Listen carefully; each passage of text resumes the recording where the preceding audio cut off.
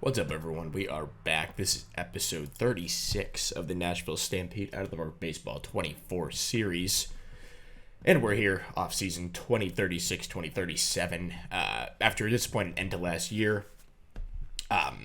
It's been a long time and a long documented history since we won a championship like a decade ago. We've been a really consistent team, but just have not been able to get over that hump again. So we're in a really difficult spot because our offense was not good last year, but our pitching was excellent. But we ran into troubles with injuries and various other things. So a couple things I guess to update on. I kind of had to catch myself up on what was going on, but Emilio Marquez has this team option. He missed most of last year with the injury. I'm still going to bring him back probably at the $28 million. He's still a good pitcher. Scouting report came back. Everything still looks good, so he'll be back. We execute that. We have some staff leaving, but whatever. We got to get cheaper there, too. But yeah, I guess, Robbie Watkins officially retired. Really unfortunate how his career ended here at age 25, but, in the midst of a career season for him.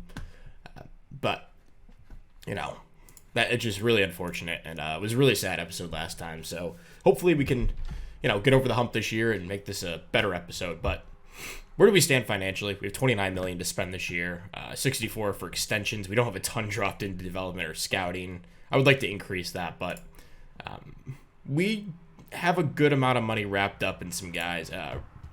Rogelio Nieves had a pretty good year last year, put up 3.3 WAR. Slightly below league average hitter, but stole a ton of bases, played a great left field and a good center field when he was out there. But he's a guy we can look to move if we need to open up some salary. Molinak's still on the books. He missed a lot of last year as well. Low-key, it was having one of his best seasons too. It's 25 steals in 76 games. What is that, like over 50 in a full game sample size? So yeah, I think this is kind of what the lineup looks like for next year, or at least guys that are locked in. Mike Lesko, I'm kind of out on at this point. He had a good year, 2035 and 2034, but last year just wasn't great. I don't know if I'm done with him yet. He just doesn't give us a ton of juice at first base where we can probably upgrade pretty significantly. I actually looked around for some trades. Oh my God, so many rebuilding teams. So we could probably poach a lot of guys if they're looking to shed salary. Lesko's set to make $5.5 million. Rodolfo Noriega was a scout discovery by the Rockies, and he's making a ton of money. But in the last year of team control, actually that's not true. It should be. Hold on, let me check this out. Yeah, should. Yeah, okay, yeah. So it's his last year at team control. Projected to make $36 million. But, man, does he provide everything we kind of need. Coming off an insane campaign where he'll probably get a ton of MVP votes, if not win. He's had a stellar career so far, and he's on the trade block. They're looking to shed that $36 million. Also, I'm seeing Frank Correa here. Would love to bring him back. We've missed a lot from him being in the leadoff spot. He's had a couple good years in Chicago, too. Maybe not quite as good as he was with us, but would love to bring back Frank. He does make a lot of money, though. But yeah, Noriega's at the top of my list. Luis Marquez is another guy we might be able to package in. He just makes a lot of money as well. So the Rockies are definitely a team we could look to trade with an ideal trade partner. Andrew Painter, another guy who's making a little bit of money, but on the trade block. So yeah, there's some places we can upgrade. Gavin Cross, he's been a really good player in this save. Has fallen off a bit recently, but one of the most consistent guys. If the Dodgers decide to sell, and they're not looking for too much. Yeah, the Brewers always have just a surplus of pitching. It's absolutely insane. This guy, I guess he's their 2-starter, but I don't know. These guys are all really quality middle of the rotation guys. And they've had guys cycle through this team. I would love to pick up Robbie Hodkinson. making a bit of money, which is, an issue we're going to run into. But I'm not sure what we're going to do this offseason. There's obviously, we can free up money if we want to trade Nieves. But I think he might be actually valuable, more valuable for us than he is as a trade guy. He's not making an insane amount of money where it's untradeable or anything. Obviously, Morton's here, Marquez is here. Our rotation is fine. You kind of look at what we got. We got Marquez, Morton, Colburn, who really emerged as a quality number 3. Throws a ton of innings, gives us league average arm in those 200 innings. Milt Almond had a nice bounce back season. And then Sam Derryberry really emerged as a dude I kind of was just expecting to be a reliever and was a good starter for us. And then Steve Graysick also low-key had an awesome season. So we have 6 guys here. I'd like to bring in... Oh, we also have Riley Kelly, who we signed to a minor league deal, pitched well in AAA, called him up, and he pitched well in limited sample size. Projected to make 1.8. I already offered him a contract, so he'll be back as like our 7th starter. But the bullpen is kind of diminished. So Emmett Sheehan's gone. He's kind of, fallen off a bit ratings-wise. You see, this is where it was at the beginning of the year. And then, it slowly tailed off. So he'll be gone. Gavin Hollowell will be gone. Blake Townsend, who had an awesome season for us, probably get some reliever of the year votes, if not win. Same with Emmett Sheehan, and same with maybe not Hollowell, but Dave McCrabb had a great season as well. So the bullpen, we just have to replenish. I think we're good still though.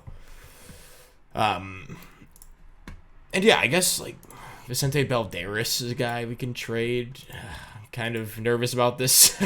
I forgot we gave him this contract. I kind of rushed into it. It's not untradeable or anything, but so we're in this episode and moving forward. If this continues a couple years down the road, I'm not going to go through every move we make. We're probably just going to sim up to preseason and update on the moves I did make instead of going through every trade that happens as they happen. And then we'll update around the draft, update like at the trade deadline, and then September at some point. So that's kind of how this episode's going to be structured. We'll be back with how this offseason goes, I guess. All right, really quick before we do that, I just went to go look at a Noriega trade. It's like a couple weeks later, and oh my god, they freaking signed him to like this massive extension for no reason. I guess there's a reason, but it's a stupid one. We can't really trade for him anymore, unfortunately. I don't know why the Rockies did that. They really screwed us because I wanted to trade for him, but I guess we could still try to make it work, but yeah, they would take Balderas, who has no trade value. So they just completely rushed into giving him an extension. So whatever, we'll update what happens with all this. But just wanted to, if we don't get him, that's the reason why. Okay, so we're back here, opening day, 2037. Quickly, let's go through the offseason moves. There was a lot of turnover on this roster. Let's start with the biggest move of the offseason. Picking up Elly De La Cruz, who is a 3-time MVP winner, as recent as 2 years ago. Last year had a bit of a down year, but, he's a future Hall of Famer, 82 WAR at age 34.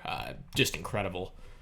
We really didn't give up too much to get him. We just had to eat a lot of his contract. So the headliner was Luis Romero, who scouting dropped once again. But, yeah, he's one of those international guys who just hasn't really worked out. He still had a lot of trade value, so we threw him in. Zayed Mazen, our backup catcher for the past few years, he was expendable with a couple moves we made, which we'll get to. Gabe D'Arcy's a career minor leaguer / okay starter in the majors. He's on their AAA team. Jorge Valero, who's been a backup catcher for us. Tommy Adams, who's just crushed in AAA the past few years, and Kisasu Tahara, who has played 8 games in the majors and played well and has been a good AAA player, but I just didn't really have a spot for him, and looks like they already waived and DFA'd him. So he was like one of the headliners in that deal for them too. So that's how we got Elly De La Cruz. He has 2 years left on the deal. They ate 15%, which wasn't much, but hopefully we get an MVP caliber player finally in the lineup. Ethan Salas was the other big guy we picked up. An amazing defensive catcher. Put up, 20.8 zone framing runs last year in 123 games. Incredibly, consistent and healthy. Not a great hitter at all, but I think he could really help out our pitching staff. Again, we didn't give him much to get him. Riley Kelly was a guy I really wanted to keep, but he was the guy they really wanted, so threw him in. He's a 32-year-old, a nice pitcher, but I don't know if he would have cracked my rotation. And then Joey Nelson, a former second-round pick. He was one of those guys I gambled on with the really bad personality, but yeah, he just never really worked out. So, it was a gamble when we took him, but we wound up flipping him for Ethan Salas, who has 3 years left on his deal. They're eating, actually none of that. They're only eating 30% for this deal. So we're on the hook for this $9 million, but I think it's worth it for a really good defensive catcher. Let's see. You notice one name's missing here. I kind of forgot who we got for him. Well, let's go through. Emilio Marquez, he did lose, in the most recent update. He lost a lot of stuff. He lost 20 stuff overall in potential. Nothing else really dropped, but his overall rating dropped a ton. I still think he's a great arm. Maybe not worth $28 million, but he'll be my opening day starter. He's back. He threw 2 innings in spring. Looked fine. So hopefully we can get good production out of him. Isaac Morton's obviously back. Colburn, Graysick, and Sam Derryberry round out the rotation. The rest of the bullpen is Blanco, Alex Kranzler, who had an amazing season last year. Carlos Mendoza, a guy who's been really consistent. Dan Miller, who really hasn't gotten a shot, but we're going to give him one here. Daiki Tucker, who threw 3.2 innings for us last year, but I like him as a ground ball arm. Jamie Loving, so we just claimed him off waivers. I was kind of short an arm in the bullpen. I just didn't really... There was no one really out in free agency that was cheap enough to grab. So I picked him up on waivers. He's due $2.2 million, but has some years of control. This is one of those ones where they probably shouldn't have done this, but he's 29. If they don't want him, I'm going to take him. So I really haven't cheesed the waiver system at all in this game. And then Josh Shields, our top pitching prospect and top prospect overall, number 2, number 27 in baseball. He's going to crack my opening day bullpen. He had a pretty good spring as a starter. So, I hope he can eventually turn into a starter, but he'll start the year in the bullpen. And Bobby Schaub was a minor league free agent signing we had this offseason. Good work ethic, good leader, pretty good arm too. So he's probably the next guy up in the rotation if we have an injury. And then let's go to, I don't know the best way to go to this, probably the transaction log, but this was back in, December maybe? Maybe November then.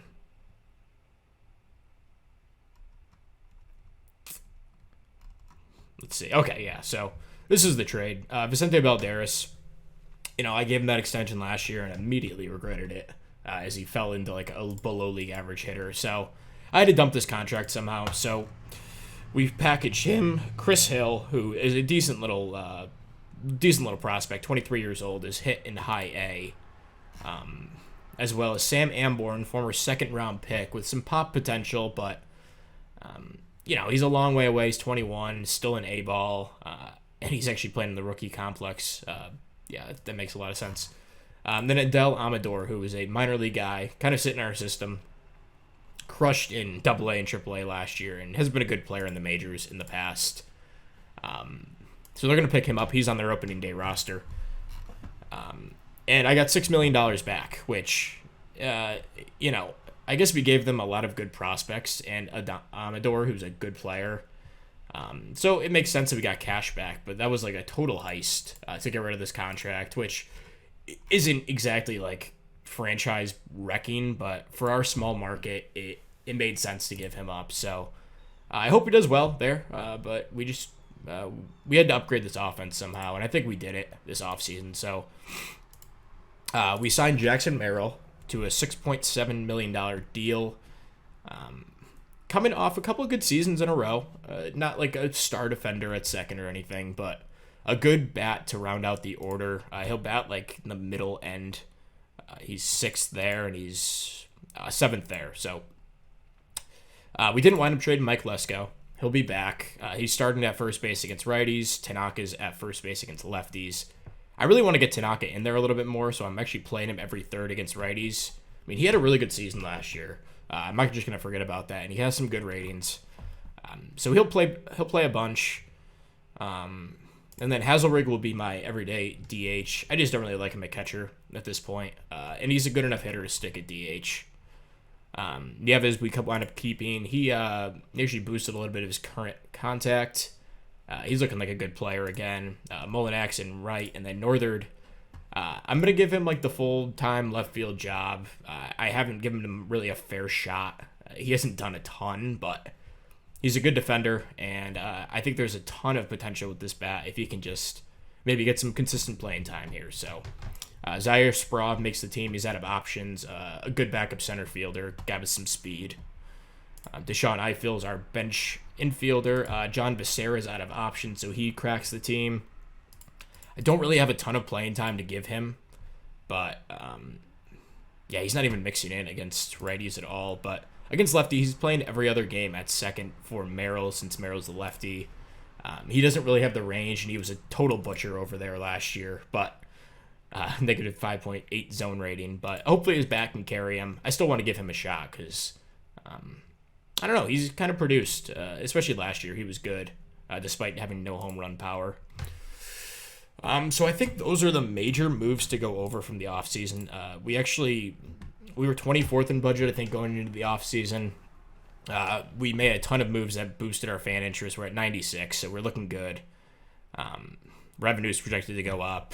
So our owner bumped our budget up like probably close to $20 million. So we were able to get Merrill and still have some money left over here.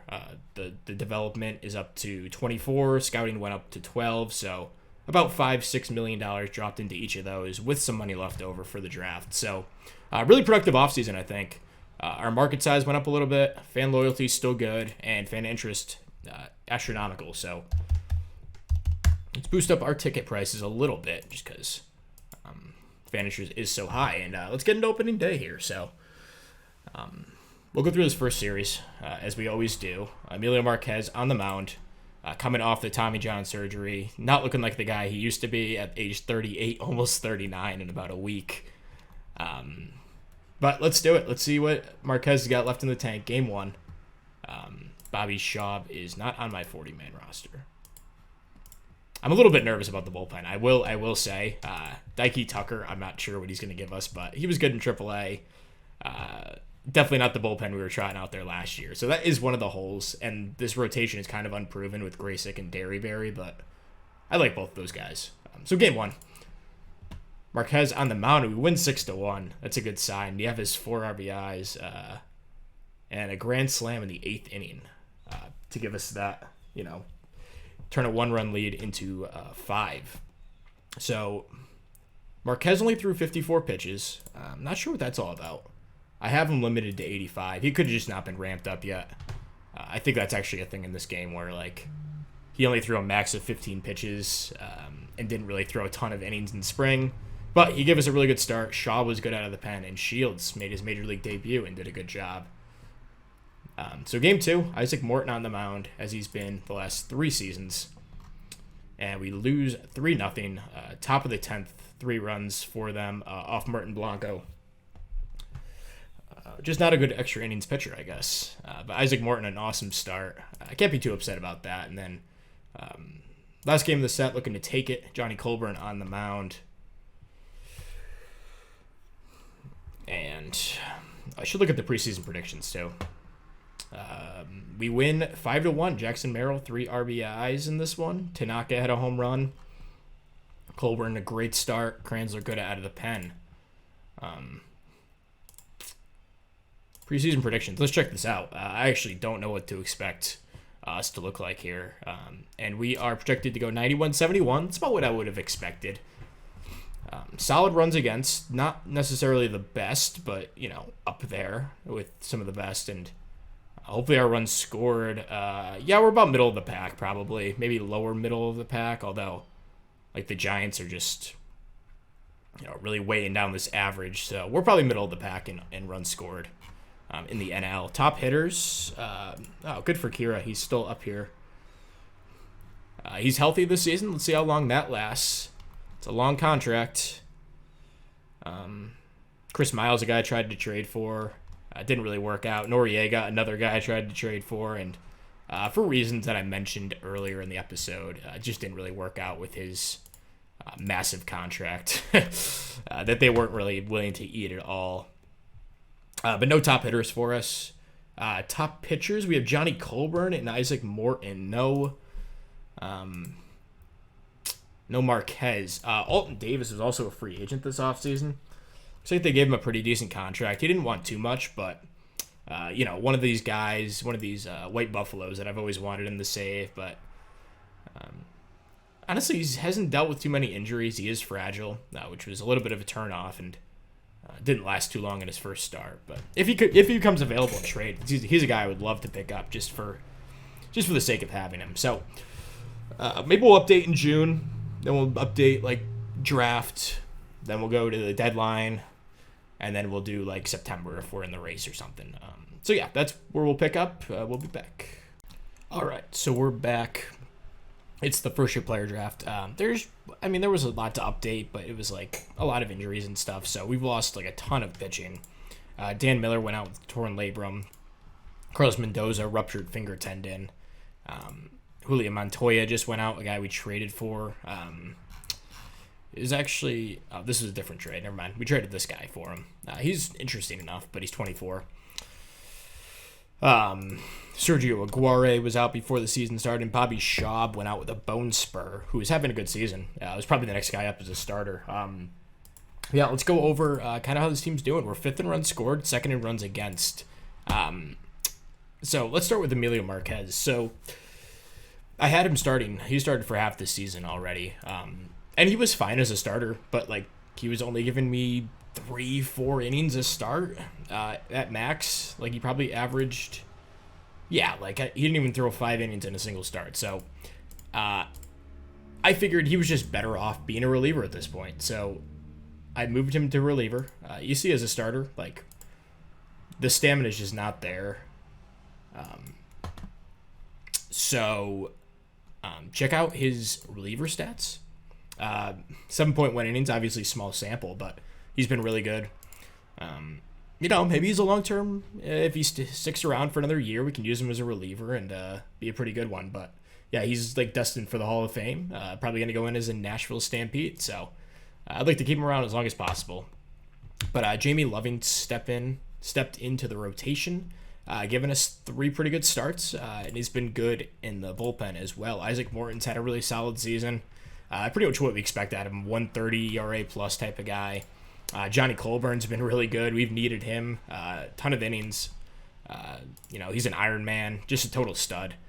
A guy, I don't know how many years of control he has left. He probably has 2 years. Check this out. Colburn. He has 1 year left, so we might look for a long-term extension with him. He's a guy I'd love to keep around because he doesn't get hurt. Knock on wood.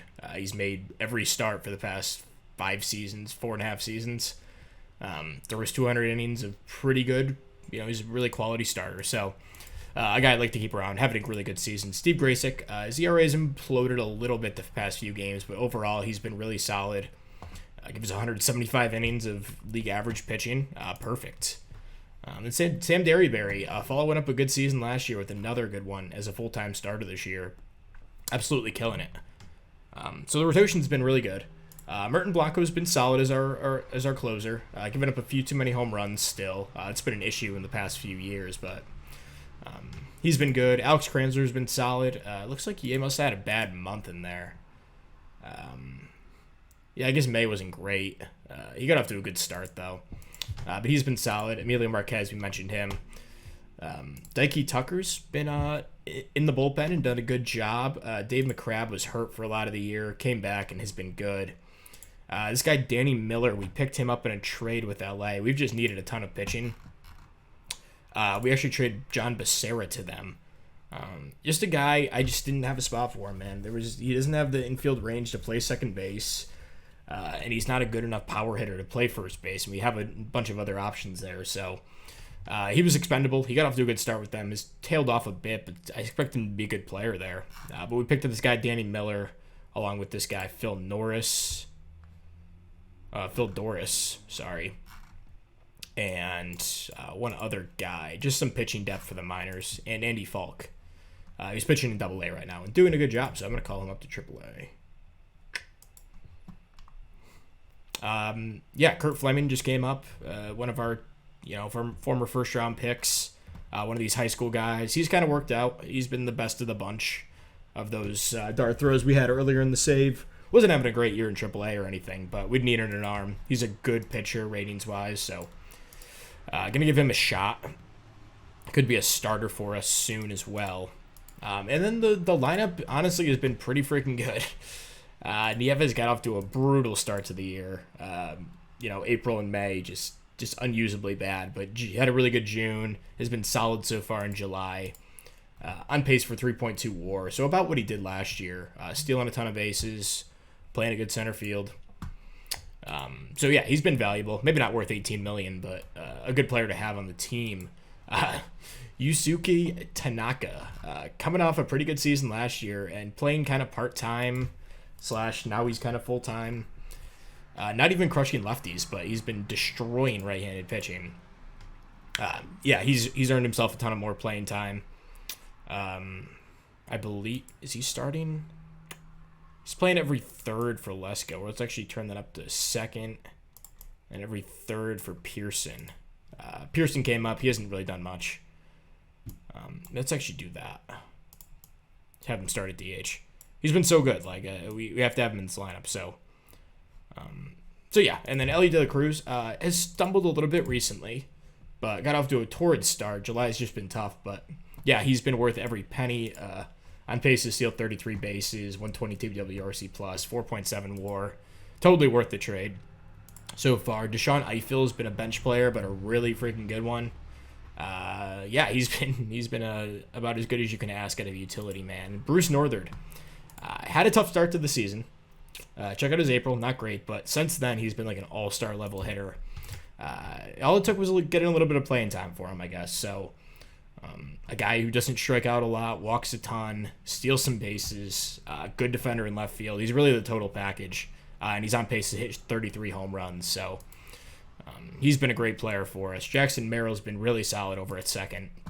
Not the best defender, but passable for sure, and on pace for 31 home runs. Jeremy Hall having a career year. I guess he's only been in the league for 2 seasons now, but totally breaking out. He's gained some error over at short. On pace for 3.7 WAR. Not really the best defender at shortstop, but definitely good enough. And then Mike Molinex on pace for 5 WAR, 58 steals, about a league average hitter, playing an awesome right field as always. And then Mike Lesko doing a fine job over at first. Unspectacular, but gets on base. Free agent at the end of the year. And then Ken McGinnis has come up. Ethan Salas got hurt, but he was actually up before that. Hazelrig, I just wanted him to play DH full time, but that really hasn't worked out. We'll get to that in a second. But Ken McGinnis has come up and done a really good job. He's kind of starting at catcher right now, or quasi-starting. Hazelrig is behind the plate again, but McGinnis playing every third. Just a really good defender, or at least good framing ability. Not the best arm, but Danny Hazelrig has been really disappointing. Moving to DH full time. I thought his bat would be able to hold up, but yeah, you can see he's had like one decent month, but besides that, it's been pretty brutal so far. Hopefully he can pick it up, but we're going to need more out of him. Kevin Pearson's been up for a little bit, and Zaire Sprov's a backup outfielder, doing a fine job defensively. It's all we really need. So I guess we should update on Nate Parker. So started him the year in Double-A, absolutely destroyed. I called him up to AAA. He's absolutely destroyed. And you know, is Parker a righty or a lefty? He is a lefty, so I think Kevin Pearson's probably in the next couple weeks going to be supplanted by Nate Parker, and he'll move into the lineup full time. I just updated his scouting. I want to see how he was. He was more looking like this, and now he's just totally broken out and can totally play in the majors right now. So that was a great pick. That was only last season we took him in the first round, and that looked like a no-brainer at the time, and is aging really well. So we have the 31st pick in this year's draft. Hop into it. As always, I'm kind of going into this blind, but looks like there's a ton of good players. As always, kind of at this point in the save. This guy wants $11.5 million. Holy crap. Okay, so we'll just go to our pick. There's a lot of guys. So really quick, let's go to high school or college guys. It's where I like to start typically, looking through these drafts. I'll go through the first round pick, do the rest off camera though, to keep this episode shorter. Not a ton of great high school guys. I like this Jeff DeRizzo guy.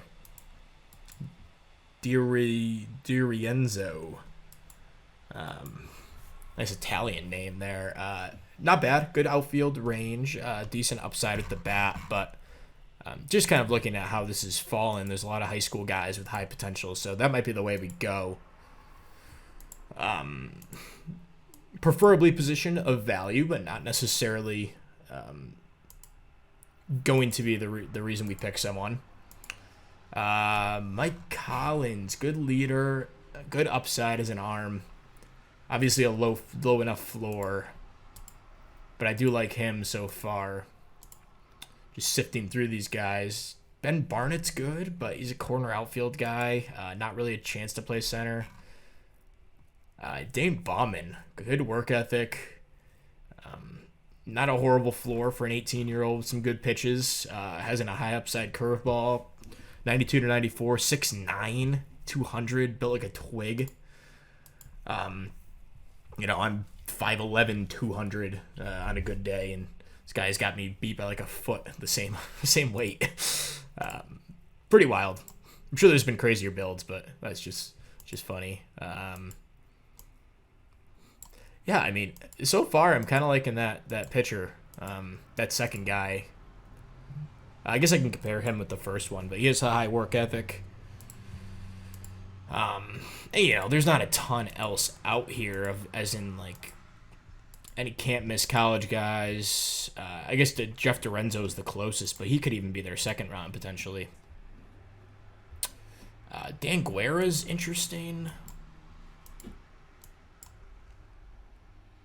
This guy's got a really high floor. His fastball, sinker, cutter. No, thank you. I've been down that road before. This guy's got a really good floor, but not really kind of guy we would draft. This is pretty similar. A little bit higher of a floor, though. What's his upside? Near the top of any... Okay. Interesting. He's a side armor. Yeah, I'm all set. I can't do side armors anymore. One bad experience really ruin an archetype for you. David Rivera is pretty good. The turn double plays concerns me defensively. Mike Romance is okay, but I don't know if I like him better than the other arms. Ooh, okay. Now we're cooking. Jim Spencer can play shortstop for sure. Low intelligence, which is a little bit tough, but I think the upside at the bat is,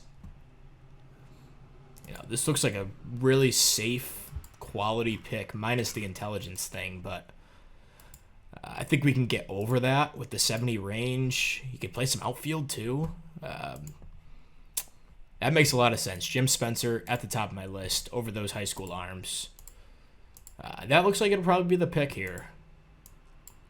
Unless anything really sticks out, Jim Spencer will probably be taken. Yeah, let's do that.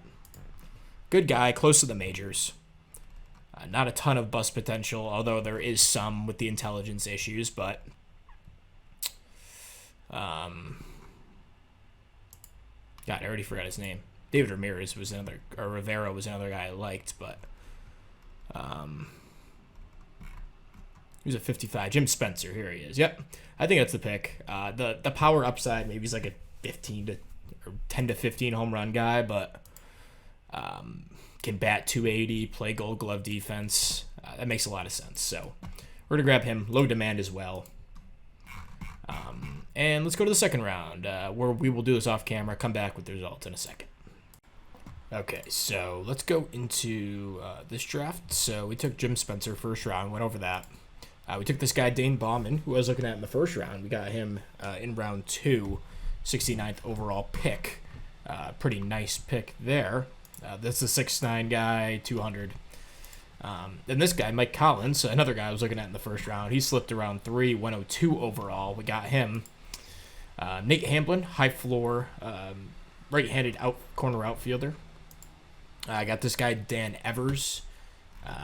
Another guy who probably should have went earlier than he did. High work ethic, good build, a good dart throw of a guy. Ron Hansen, not a hard thrower, but could be like a middle of the rotation guy one day. Joey Hoke, pretty high floor corner outfielder. Work ethic and intelligence an issue, but he already has a high enough floor that I think he can maybe make it work. I'm going to put him in high A to start. And then we took Ismael Ramos, high upside starter. This guy has movement issues, but besides that, looks like a good arm. Ian Howard, excellent personality, actually checks every box. And, good enough upside where maybe the stuff ticks up to a 45. He can be a total stud. So we'll see about him. Probably put him in A to start. Oh, that's going to be annoying. Okay. And yeah, I mean, the rest of it was kind of dart throws. Luis Morales had the 75 range, high work ethic. I really like this pick. That's probably the last one worth talking about. These other guys are pretty good, but I increased it to 25 rounds as well. Basically, I noticed there's like a complete depletion of talent in the free agent market. Okay, this doesn't really tell the whole story, but at the beginning of the year, this was an issue. Where there was no one available to pick up. So I just wanted to add some more guys in. So I added 5 more rounds and 5 more rounds of generated prospects. So hopefully that solves the issue long term. But we're going to keep moving forward here. Come back around the deadline. All right, really quick. We have a couple All-Stars this year. Merton Blanco as our closer. He makes it despite only .5 WAR. Not really have his best year, but he's been fine. He makes the All-Star team. Then Ellie De La Cruz, in his first year in Nashville, on pace for 5 WAR. Having a great season. Maybe not quite as good as his MVP seasons in his absolute prime, but still been worth that trade. And he's the starting third baseman. So we only have 2 guys, but obviously this team is pretty well balanced at this point.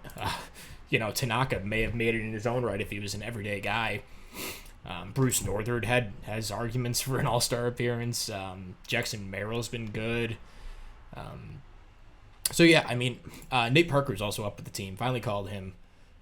Hasn't done much, but it's only 13 plate appearances. But yeah, this team's really well-rounded at this point, I think. We're also a pitcher short. Oops. I think someone just got hurt, that's why. Mike Cook, also a guy I want to get up with the team. Not really looking like the prospect he was when I drafted him. He was more like a 75 contact potential. Now he's at 65. Power's gone down. But he could still be a good player.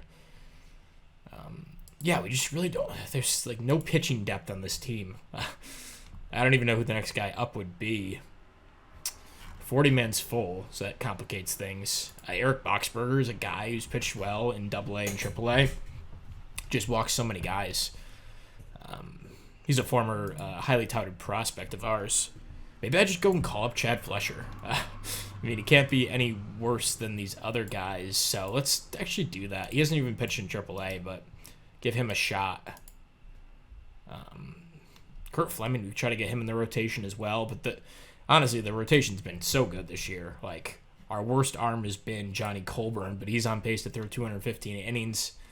Steve Graysick's been really good. So, I mean, there's not a ton of upgrades to do besides the bullpen coming into the deadline here. Danny Hazelrig's played much better. Over, I guess, through June he was doing better. July, not so much, but we'll have Ethan Salas back in about a week. So that's not a big deal. He's not even going to be catching full time. But there's kind of going to be a roster crunch here when that does happen. So something to monitor. I mean, Ken McGinnis has probably played well enough on defense to justify keeping a spot on this team. So I don't know where that leaves Hazelrig. Is he a good enough DH to justify holding the roster spot over a guy like Nate Parker or Tanaka or Lesko? Lesko's probably the guy on the way out. He's not really starting anymore. He's had a good year, but again, we just have a ton of good players, no superstars, so got to mix these guys in. But yeah, we're gonna sim up a little bit more. Get closer to the deadline. Hopefully the picture is clearer at that point of what the next move would be. All right, so it's been about a week since I recorded the first part of this episode, I guess, but hopping in here, we've gone on a nice little run leading up to the deadline here. We won 4 in a row out of the All-Star break, this 2 before, and then, we've been on a nice little run. So we're 60-43, 5 games back of the division. We hold the first wild card at the moment. And I'm looking around at the trade market, and, we're very limited in what we can do. We're actually negative in budget space. One guy I was looking to maybe use to clear up some space, just so we end in the positives, is Mike Lesko here. He's actually had a pretty good season, but I just don't really have a spot for him in the order. Tanaka's played way too well to bench. I want to get Nate Parker at bats. I think he's ready.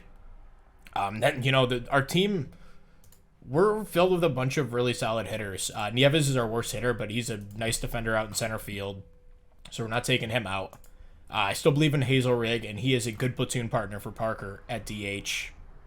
And yeah, I just don't really think there's an upgrade. I was thinking about maybe upgrading Zaire Sprov off the bench, but looking at our minor leagues, we actually have some dudes down here. Mike Cook isn't necessarily an outfielder, but he's a bat down there. Tony Keller, I just called him up to AAA. I guess this Almeida guy has won a couple of Gold Gloves. He's not really an option, but Dave Fisher's been chilling in the minors. Kevin Pearson's still down here. And then this guy, Sam Williams, probably the next guy up. He's had a really nice season in AAA, has some good tools, can back up a corner outfield spot pretty well, probably play some center. Looks like he can even play some infield, too. Throw him over at third base. Aiden Harris, we also signed to a minor league deal. Wilson Madrigal. Where the hell did I get him? He was a minor league free agent signed a couple weeks ago. Pretty good player, actually. So, I think we have a lot of options, internally if there are some injuries or something. And Sprov's a fine backup. He's the ideal fourth outfielder. He can hit a little bit, but he brings good defense and good speed. So, I don't really know if there's an upgrade there. The rotation has been stellar. I don't think there's any way to upgrade this. Our worst start has been Steve Graysick, and he's been above league average and thrown a ton of innings. Jamie Loving has been great since we put him in the rotation. Check out his splits as a starter. He's been really solid. He was a waiver claim this offseason, right before opening day. And the bullpen looks good. We just got Julian Montoya back. He had a little injury, but he's back on the team. Tucker's been really quality middle of the bullpen arm. Josh Shields I still believe in, even if he hasn't had the best season. He's got to get the home runs under control. Dave McCrabb's been good. Marquez I still believe in. Kranzler's been good. Blanco's been good. And then this spot is kind of the, I like to keep this for a guy like Chad Fletcher who, he's had a pretty good season in Double A. We needed an arm, so we called him up. This kind of just, cycle some guys through, see what sticks. I guess that's a spot we could probably upgrade now that I'm thinking about it. I looked at trying to get this guy, but the price is high and he makes a lot of money. There's a ton of arms out here, and actually on the waiver wire, there's, this guy I really wanted, but I don't know if we're gonna be able to make it work financially. Yeah, the Padres got a bunch of guys on waivers. But I don't want to just go claiming everyone, and then we have all these guys. Our 40 man's pretty set at this point, and I don't know if there's much room to fill another spot. I'd like to keep all these guys on here. We got Danny Miller too. He's spent some time in the majors, so. Oh, Bobby Schaub. I forgot about him. He's been pretty good this year as well. So, yeah, I don't know. I don't know if there's an upgrade. We might just go into the second half with this team. I mean, it's been a really good team. We're 60-43. This is probably the best offense we put together in a couple of years, at least, all around pretty good hitters. We have some studs. We got De La Cruz, Tanaka, Nate Parker hopefully can be a really good player. And Bruce Northern has really come on and solidified the left field spot. So Jackson Merrill's been a really nice free agent signing as well. So I don't know. I think we're in pretty good shape. We really don't have any black holes. Everyone's pretty much a positive WAR player, and I think we'll just probably go into the second half with this team.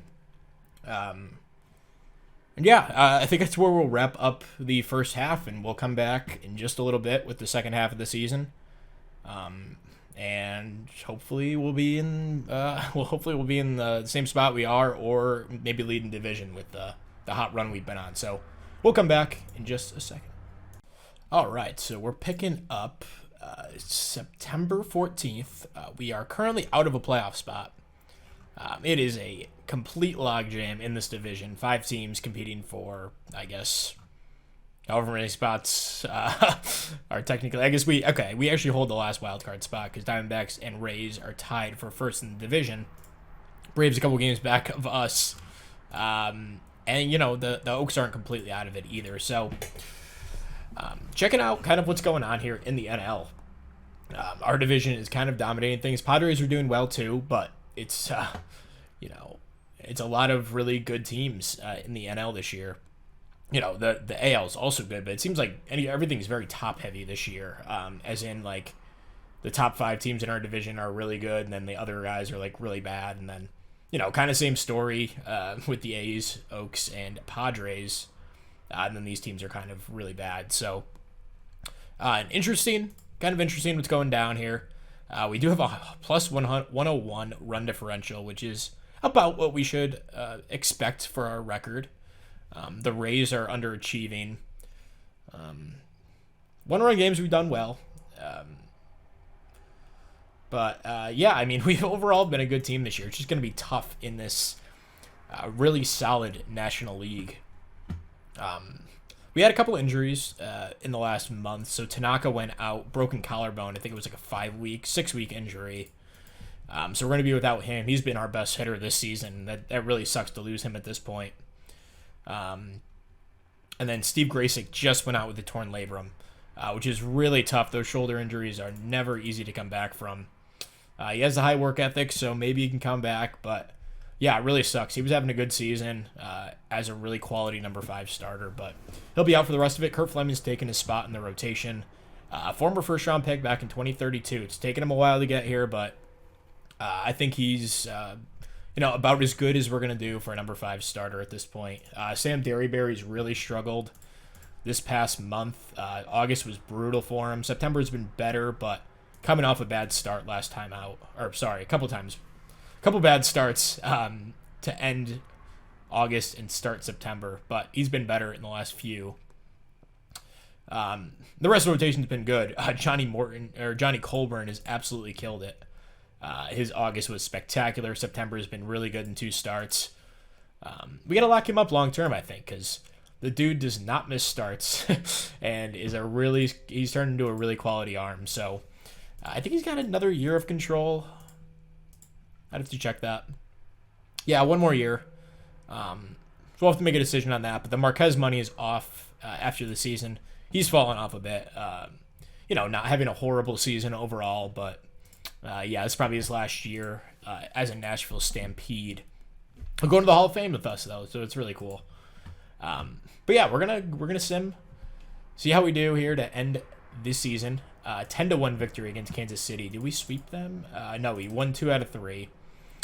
Molinex has had a really nice month. On pace for 6 WAR, which would be his best of his career here at age 31. And man, for someone I thought might be a bust at one point in his career, had some middling seasons here, and coming off a couple of like MVP caliber years in 32 and 33, has reemerged the last 2 seasons as long as he could stay healthy as that type of player again. Ellie De La Cruz isn't having the best season statistically, only a 108 WRC plus, but I think he's provided a ton of juice into this order. Nate Parker has slumped a little bit. Let's go just major leagues. He slumped a little bit in August, but September so far has been pretty decent. Actually, he hit a ton of home runs in August. He had a couple 2 home run games. But I'm going to keep him in the order because he's probably better than what we have. But yeah, the rotation's been holding us up this season. First in runs against, fourth in starters ERA, and first in bullpen ERA, which after the last couple of seasons is a godsend because it's been tough to find good bullpen arms. But we've kind of pieced this together. We didn't even have a full bullpen coming into the year, and everyone's getting healthy at the right time. Josh Shields has pitched really well. Take away these last couple of games. Check out July and August. He was lights out. So yeah, we're really excited what we got here with the bullpen and with the lineup. Kind of, we're making it work with what we have here. No real superstars right now, but all really good players. So a 10-1 victory against Kansas City. We'll move to San Diego, who I don't think they've been very good this. No, they're leading the West Division right now. So big series here. So game 1, we have Colburn on the mound, and we take it 5-0. We've won a lot of 5-0, 4-0, 5-1 games. Johnny Colburn, man, just continues to absolutely kill it. The dude's been a total beast. Former 3rd-round pick back in 2026, and another guy who took a while to get to the major. It took him almost 6 years.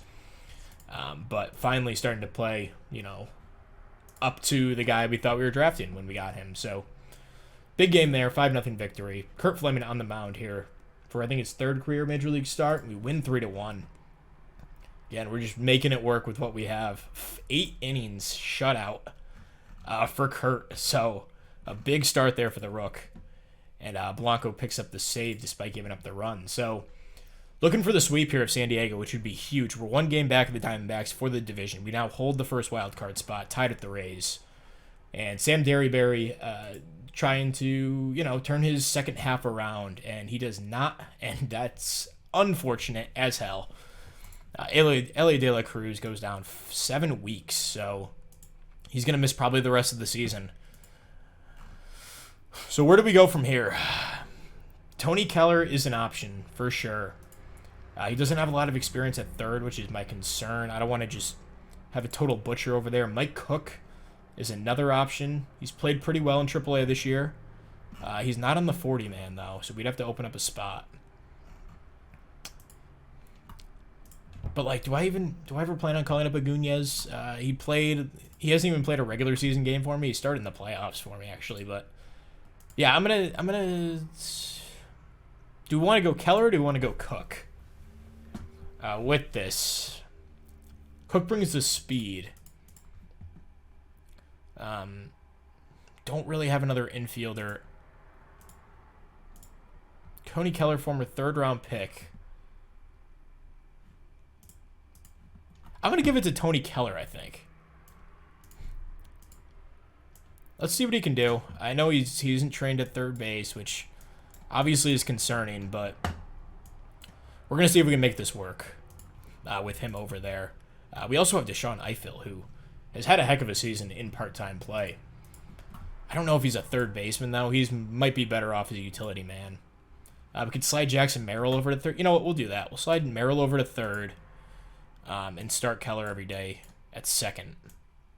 That seems to make a little bit more sense. And then we'll mix in Eiffel every 3rd over at 2nd. Just to get him some more playing time. And We'll rock and roll with this. So we do not pick up the sweep. We lose 5-3. Hazelrig 3 hits. Molinex 2 RBIs.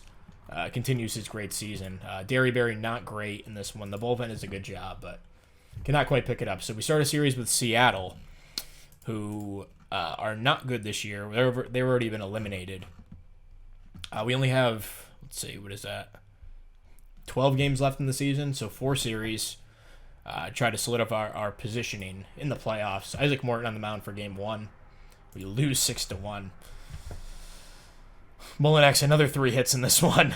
He's been a total beast. Morton, not his best start. He's kind of fallen off the last few years. I mean, he's still been a good player, but has not been the pitcher he was the first couple of years of that deal. So Jamie Loving, who's had a nice season as well, he'll get the ball in game 2. And we lose 4-3 in 10. Oops, didn't mean to do that. Nate Parker looks like he had a couple of RBIs in this one. Loving a decent start, but Blanco looks like he had an unearned run. It's probably that ghost runner. So, just like that, we've fallen back to the second wild card. 3 games up on the Braves. We got to right the ship here, and Johnny Colburn, the guy we want on the mound here, for the 3rd game of the set, and we win 5-0. Man, what a freaking beast, dude. Oh my god. He's given up like 1 run so far in September. Like 1 walk. What a second half for Johnny Colburn. Man, he's completely thrown this pitching rotation on his back. 10 Ks, no walks. And a complete game shutout, 4-hitter. Jackson Merrill, 3 RBIs. So we needed that one, and we play Portland here, who is a couple games back of us, so we can distance ourselves from them with a series victory here. So let's do. We got Kurt Fleming on the mound for game 1. Let's see how we do this series. So we win 11-6. Molinex 5 more RBIs. Man, what a freaking season! 50 steals. Jeremy Hall, a nice game. Tony Keller's been pretty good. A couple doubles in this one. And Kurt Fleming, not a good start, but the bullpen really picks him up and brings us to the victory. So, Derryberry on the mound for game 2, looking to distance ourselves from the Oaks. And we lose 6-3. A couple minor league retirements, and that's not good. Jackson Merrill goes out for 4 weeks, so he'll miss probably most of the rest of the season. Could be back for a late playoff run, but that is not good. We are running out of infielders here, so I think Mike Cook's the next guy up. We need to fill in or clean up another 40-man spot, though. Devon Sell, former first-round pick. I don't think I want to get rid of him yet. Is there anyone we could throw on the 60-man or the 60-day? De La Cruz is right up to it. I might keep him just in case he, has some miraculous comeback. Damn.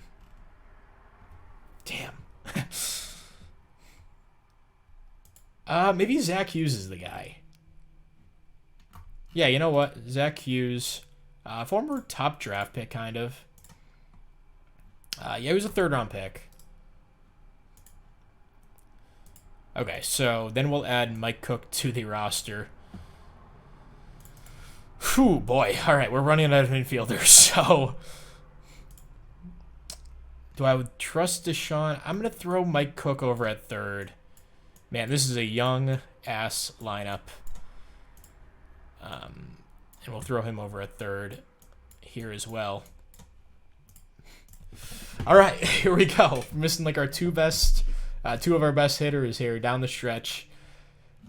Actually, probably our 3 best hitters. Tanaka's back in a week, so that's not a big deal. But Morton on the mound, looking to take the series against Portland. We do not. An 8-4 loss in 11 innings. And it was Blanco again and Kranzler. Blanco's probably had his best year in a few seasons, so I can't be too upset. But, man, he cannot come through in these big games. So, just like that, the Oaks are only 4 back. The Braves 3 back of us. We hold the second wild card, tied with the Rangers. Start a series with Colorado, and we win 5-3. I'm reading before I even talk, or I'm talking before I read. Loving a decent start, but a nice job from the bullpen. So, game 2 of the set, Johnny Colburn looking to keep up his success in Colorado. And we win 6-5. At the end of the day, that's all that matters. Colburn, a decent start, threw a ton of pitches, kind of had to labor through those 5, and then Tucker and Kranzler get us out of the game. Nieves, pretty good game, even though it's been a tough second half for him, or at least the month of September seems like it's been pretty rough for him. Yeah, he's not been good. So looking for the sweep here. We are a couple games, 3 games back of the Rays, tied with the Diamondbacks for the first wild card. And Kurt Fleming on the mound. We lose 2-1. Got a bunch of hits. We had 8 hits, but only 1 run pushed across. Fleming a pretty good start, and Gomez did a good job out of the bullpen. This is a guy we claimed off waivers in late July, and he's been a total rock star for us, even with the suboptimal ratings. So we have an off day. We have 3 games left in the season. Let's see. Okay, so we need to win 1 to clinch the wild card, or the Braves lose. We could push for that first wild card. I forgot how my playoffs is set up. Let's see. It'll be the 2 division winners and the 2 wild cards. 3 wild cards. So only the first team will get a bye. So it's kind of, do we want to face the Padres, who 5th in runs scored, 2nd in runs against, are a good team, and they have Alton Davis, of course, my guy. They pretty much got a one-man wrecking crew on offense. I guess Corbin Garrell's been good too. Sean Bean's been good as well. Their offense isn't too spectacular. Or do we want to try to face one of, Arizona, Texas, or one of those 2 teams? Rangers, 7th in runs scored, but they do have Devon Skeeter, who's a really good player. 5th in runs against. We got Chris Bruns, Josh Beal, and Sam Kozart for a 3-game set. So that rotation is kind of scary. Their lineup is not, though. They do have old friend Jace Young, though, who they traded for. Man, this dude has just been passed around at the deadline.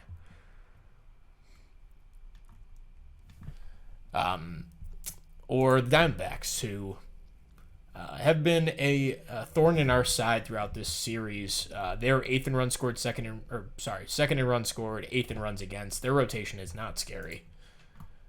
Some decent arms, but nothing crazy.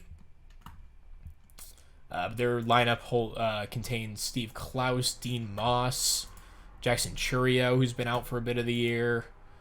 Oh my God, this guy's a total beast. Holy crap. Wow, I'd love to get my hands on him somehow. Yeah, their lineup is pretty scary. So I think we'll just, let's see, who can we pitch here? We have Morton's available. I think we'll go Morton game 1, see what happens. Because Colburn will probably get the start in game 1 of the series anyway. So if we want to, push for that last game, we could start Colburn. If it doesn't matter, we'll start, Gary Berry or Fleming or something. So let's start Morton in this one. And he'd be good for game 2, I think. We lose 2-1. God. And Morton lasted 2 innings and he got hurt. Looks like it wasn't anything serious. But could not quite pull out the win. Looks like friggin' Blanco picked up another loss. 9th loss on the year. I mean, his win-loss records I know it doesn't matter too much, but man, he gets involved in a lot of these decisions, which is concerning because our closer should not be. He should be either closing it out or doing nothing and picking up the save. Mike Cook's been bad in a few games too. Okay, so we're a game back of the Diamondbacks. We'll throw Loving here. See what happens. We win 7-5, so that might be the worst case scenario because this game might actually mean something.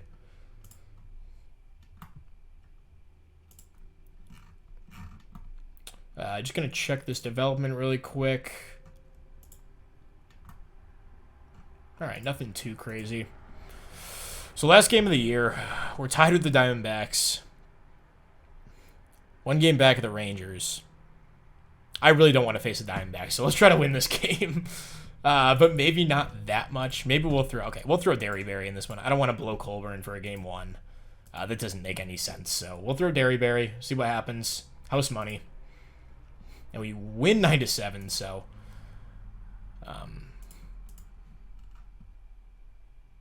And Molinex, man, 6.4 WAR, 55 steals. What a season. Nieves looks like he finishes strong. Derryberry, not a good start. And the rest of the bullpen, not great, besides Kranzler and Blanco. Okay, so we wind up clinching. Okay, so we'll play the Rangers, just a matter of if we're at home or not. I think we're probably on the road, according to that. Oops. Zach Hughes passed through waivers anyway, so he'll be back. All right, let's see what's going on with this Rangers series. Check out the batting titles. Nice.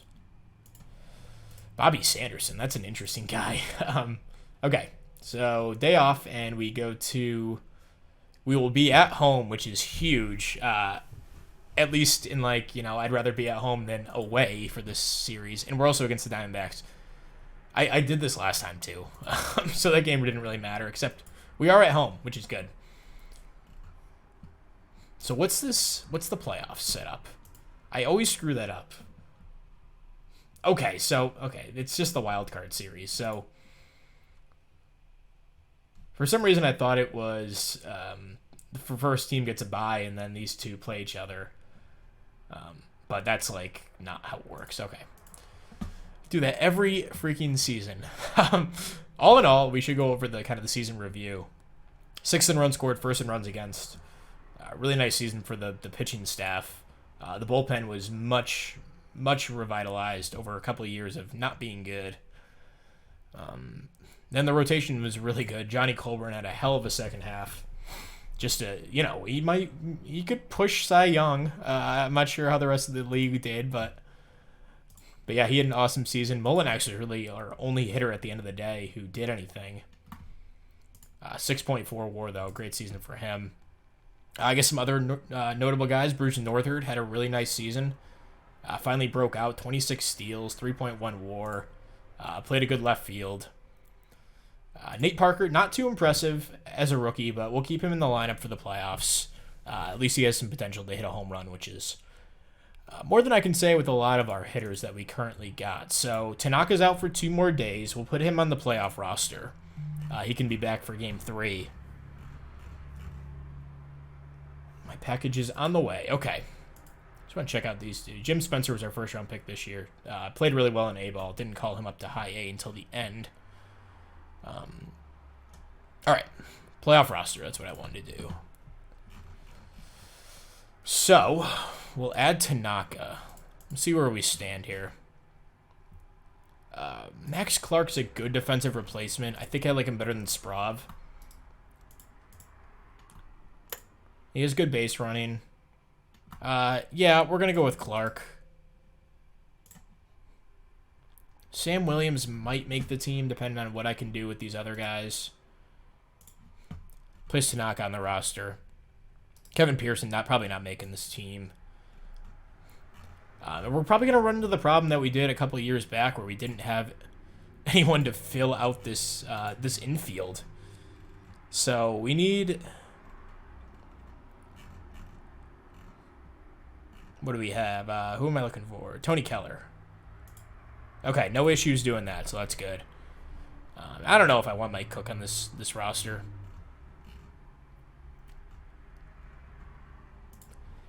He's a decent player, but he didn't do anything. Struck out a ton for whatever reason. Yeah, I'm going to leave him off the roster. We'll roll with kind of what we got. We'll put Sam Williams on the team for now. Okay, so I'll set these lineups. This looks pretty good. Fleming will probably stay on the roster. We don't really need him for the series, but we'll throw Derryberry in the bullpen. Yeah, Fleming can stay on the squad. It's kind of a long man. Let's make sure we have this usage, kind of who's getting used in the series. Bobby Schaub's a guy I definitely want to try to utilize. Probably not Marquez. Use him less often, although he'll stay on the roster. Montoya we'll try to use more often. And Derryberry. I mean, he's always been a good reliever. The Kranzler, Blanco, have these guys be high leverage dudes. Okay, so we'll roll with 13 pitchers.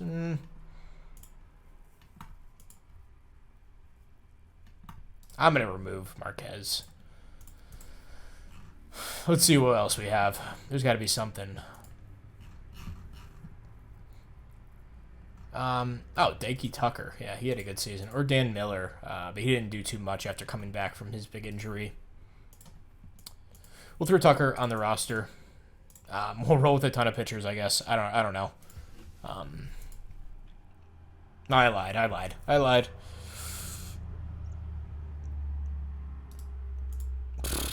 What do I want to do here? Shit. We have like a bunch of good relievers, but no like total studs here in middle relief. Do I really trust Jose Gomez? He's a nice arm and he has some stamina. I'm going to leave him. Oh, but he was so good, though. Dakey Tucker was bad down the stretch. You know what? I'm going to remove him. Let's add another bat. Active roster. We'll add Mike Cook, I guess. Mostly due to lack of options. So I'll set my lineups really quick. We'll come back for this series. All right, so we're here. The series is about to start. I guess the one thing that I decided to do, which could backfire, and maybe I'm an idiot for doing it, but I'm going to start Sam Williams at third base. He provides the most offense here, and he has no experience there, but he should be able to play a decent third base. He has no experience, like I said, but I don't know. We don't really have an option until Tanaka comes back in a few days, so we'll add him to the lineup in Game 3. And yeah, besides that, Mike Cook started against against lefties at third base. And Lesko comes out of the order, and kind of the regular shenanigans we play with that. So Game 1, Johnny Colburn on the mound. Let's do it. In Nashville. We lose 7-6. Don't even freaking tell me. Oh my god. Oh my god, he's so freaking... I should just take him out of this closers role, but I have too much... Oh my god, I'm so sick of him blowing saves in the playoffs, man. Nieves had a really good game, too. Oh my god, you put up 6 runs, you expect to win with our pitching staff, and Johnny Colburn, what a heck of an effort, man. And Dave McCrabb gave up a run. What an epic collapse. So Game 2, to keep our season alive here with Isaac Morton on the mound. We win 6-4. 3 RBIs from the rookie Tony Keller. 3 runs. They got 3 runs in the top of the 7th, but we hold them off. Morton a pretty solid start, and the bullpen does enough. So Jamie Loving is good to go here. Game 3. Yeah, hopefully my manager has a short leash. All right, let's do it. Game 3. Tanaka is back for this one. Let me remember to put him in. How'd Sam Williams do? See, he got 2 hits. So, like, I don't think that's a complete loss. But we're going to put Tanaka back at third, even if he's not really a third baseman. We need his bat in the order desperately. Let's do something like that, and then get Mike Cook out of there.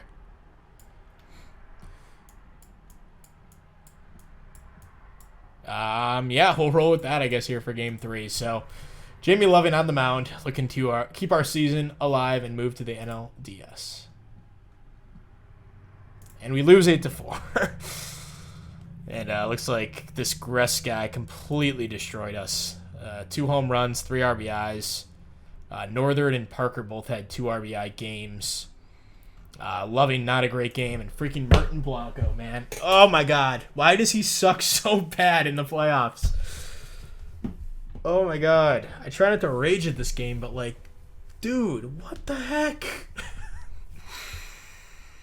He's a free agent after he has a vesting option, which I believe he vested. 40 games finished. He had like 47 saves. I love him, but I do not think I can bear watching him butcher another playoff series. I mean, he didn't lose this game like, he gave 3 meaningless runs, I guess. No, they weren't, because we got 2 in the bottom of the ninth. I don't know. We were losing 5-2 going into the ninth, and then we gave up 3 and got 2 back. Oh my god, that is so frustrating. Every freaking year, dude. Like, I'm not going to say he lost us this game, but he definitely lost us the first game of the series. Him and Kranzler combined. And, man, I mean, he'll probably be a Hall of Famer. He has 261 saves. He'll probably pitch for another 4 or 5 years. But, man, he is the worst playoff pitcher I've ever seen in my life. And that's where this episode will end. Oh, my God. We wasted like a Cy Young season from Johnny Coburn, another year of Isaac Morton's prime. He has 2 years left on that deal, but he's 33. This is probably the best offense we put together. I mean, it sucks that we're missing Ellie De La Cruz, like when it mattered most. And, Jackson Merrill was a really good player for us too, and he was out. And I don't know. It just sucks. Everything sucks. And this team is cursed. It's been brutal since 2027. Just watching this team make the playoffs every year, but not. I guess 2029 is the exception, but we were still a good team. But not be able to get over the hump, and this is probably the best assembly we've had. I guess there's reasons for optimism. We have money to spend this year. Marquez will be off the books. Merrill's gone. Lesko's gone. This is also a lot of guys to fill their roster spots, but I think we have the best farm system we've had in a while. We're 19th, but we have some top-end talent that I really like. Kurt Fleming probably slot into the rotation. And we have other guys like Kikane Tari's finally coming. It took him a while to get going, but he's the knuckleballer that we have. He's not quite the prospect that we thought we were getting, but he made up to A-ball finally. And, Tony Keller showed some flashes. And I don't know. I guess this is not as optimistic as I thought. But that's where we'll wrap up the episode. Thank you very much for watching. We'll see you guys next time. Peace.